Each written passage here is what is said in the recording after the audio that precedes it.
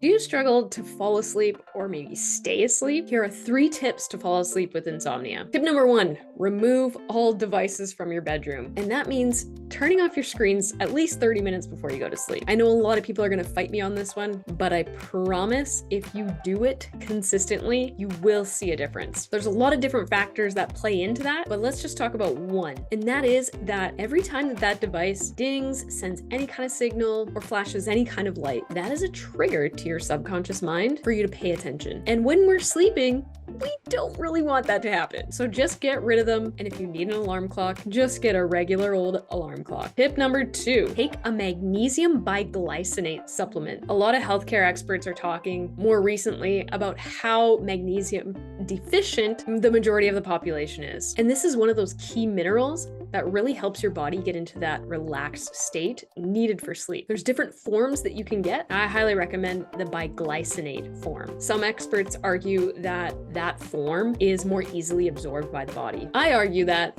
just based on personal experience in taking the different forms. And tip number 3 is to journal. Now, hear me out. There's a few solid reasons for this. The first and most important is because practicing this right before bedtime actually helps reprogram your mind. The first method of journaling is called the brag book. And the concept is very simple. Each night, right before you fall asleep, write down all the things you want to brag about from that day. So it could be something you did, something you said, something you helped someone with, or maybe it was a way that you felt. It could even just be the fact that you are doing the brag book. So write as many of those as you can from that day. Maybe you held the door open for someone and that felt really good. Maybe you went for that walk that you've been saying you would do every day for the last week. And what this is doing is giving your brain some tiny little hits of the feel-good hormone. And subconsciously, it's going to look for ways to do more of those things because that feels good. The second step is right below that, write how you want to feel the next day. You can also write something that you want to do, but I like to write a feeling because I find that it tends to happen more, which means I get to brag about it again the next day. And the reason that you do this every night before bed is because that's the time of day that your brain is going into a theta mode, which is a highly programmable brainwave state. And so if you do this every night consistently, you'll see some magic unfold in your life. Now, there's one other thing that you can do with journaling that I find is helpful for people with busy minds, and that is to write a list of all the things you're thinking of.